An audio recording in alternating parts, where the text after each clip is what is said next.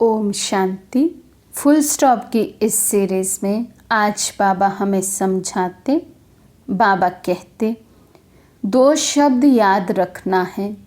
एक तो आकर्षण मूर्त बनना है और दूसरा हर्षित मुख। आकर्षण करने वाला है रूह।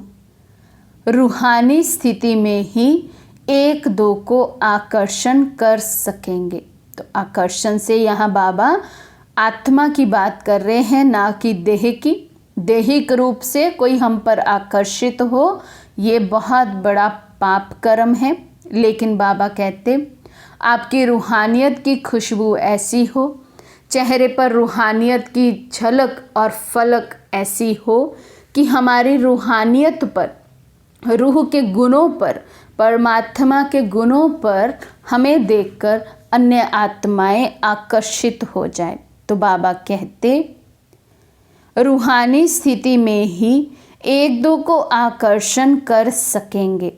अगर ये दोनों बातें अपने में धारण कर ली तो संपूर्ण विजयी है ही। मेजॉरिटी बच्चों में मुख्य कौन सी बात है वे भी आज सुना रहे हैं। बाबा कहते निश्चय बुद्धि तो हो तब तो यहाँ आए हो। बाबा में निश्चय है, ज्ञान में भी निश्चय है, लेकिन अपने में निश्चय कहाँ कहाँ डगमग देता है। क्या कर लेगा? डगमगा देता है। बाबा कहते स्वयं पर निश्चय में कमी आ जाती है, तब सोचते हैं पता नहीं हमसे होगा या नहीं होगा। बाबा कहते मुख्य कमी ये है जो कंट्रोलिंग पावर नहीं है। ये ना होने के कारण समझते हुए, सोचते हुए, अपने को महसूस करते हुए भी फिर वही बात कर लेते हैं। इसका कारण ये है कंट्रोलिंग पावर की आवश्यकता है। तो बाबा कहते जानते हैं, समझते हैं, लेकिन फिर भी कंट्रोलिंग पावर ना होने के कारण फिर सेम गलतियां हम बच्चों से होती रहती हैं। तो इसलिए बाबा कहते अभी समय प्रमाण कंट्रोलिंग पावर की आवश्यकता है।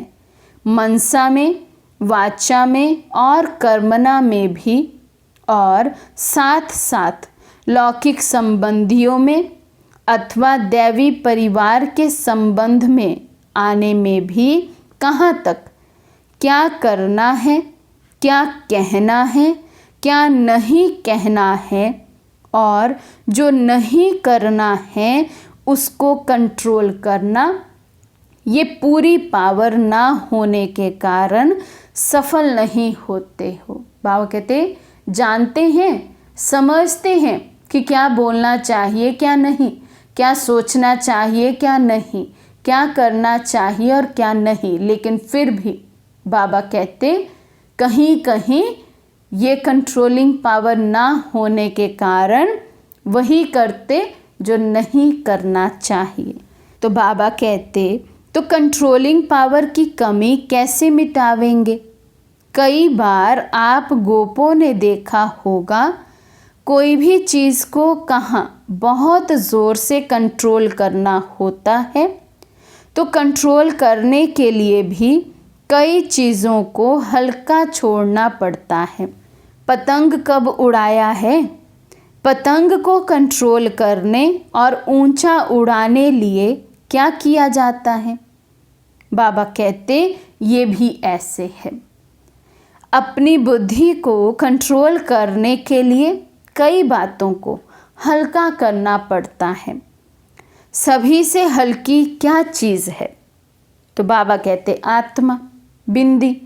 तो जब अपने को कंट्रोल करना हो तो अपने को बिल्कुल हल्का बिंदु रूप में स्थित करना है। कंट्रोल करने के लिए फुल स्टॉप करना होता है। तो आप भी बिंदी लगा दो, जो बीत चुका उसको बिल्कुल भूल जाओ। देखा, किया, लेकिन फिर भी एकदम उसको समाप्त कर दो। समाप्त करना अर्थार्थ बिंदी, फुल स्टॉप करना, कॉमा लगाना आता है या क्वेश्चन करना भी आता है। अजब की निशानी वो भी लगानी आती है, लेकिन फुल स्टॉप लगाना नहीं आता। बाबा कहते और सब कुछ कर लेंगे, कॉमा लगा देंगे, क्वेश्चन मार्क लगा देंगे, लेकिन जो लगाना है फुल स्टॉप वो लगाना नहीं आता है। तो बाबा कहते कागज़ पर निशानियाँ लगाना तो सहज है, लेकिन अपने कर्मों के ऊपर ये निशानियाँ लगाना इसमें मुश्किल क्यों।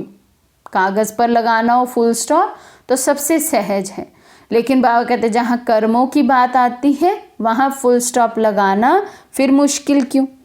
कागज़ पर निशानियाँ लगाते हो ना, और जो निशानी जहाँ लगानी है वहीं लगती है, इसको कहा जाता है प्रवीण।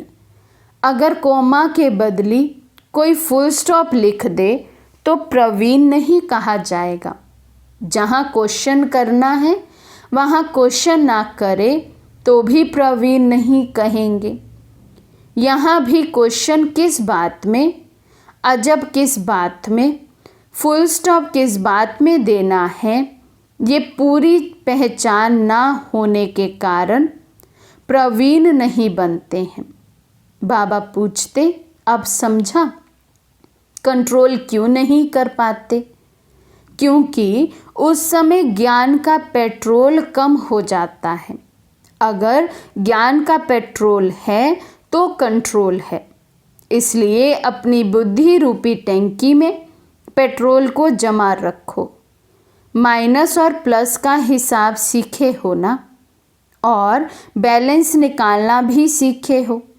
ऐसे तो नहीं सिर्फ जोड़ किया, कट किया, लेकिन जमा करना भी सीखो। अगर जमा नहीं होगा तो ना औरों को दे सकेंगे, ना अपने को आगे बढ़ा सकेंगे। जमा किया जाता है दूसरों को देने के लिए, अपनी आवश्यकता के समय काम में लाने के लिए। तो ये भी देखना है कितना जमा किया है।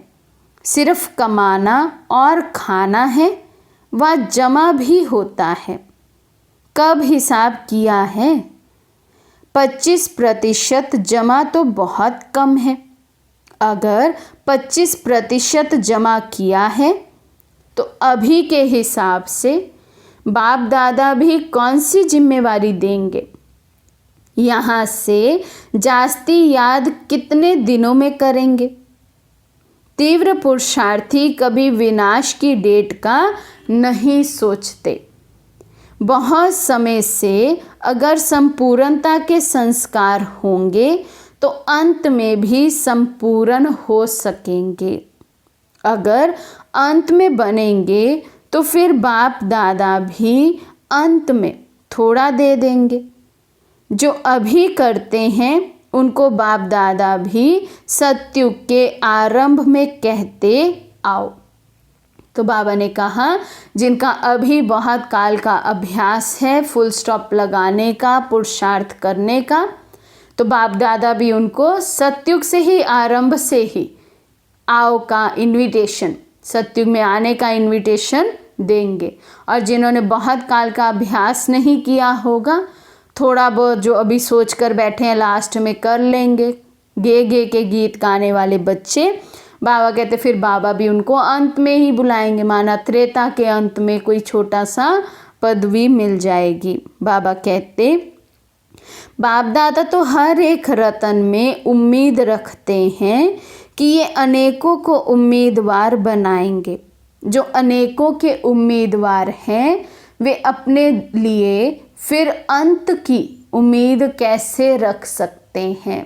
बाबा कहते आप सब सतयुग लाने के निमित्त हैं।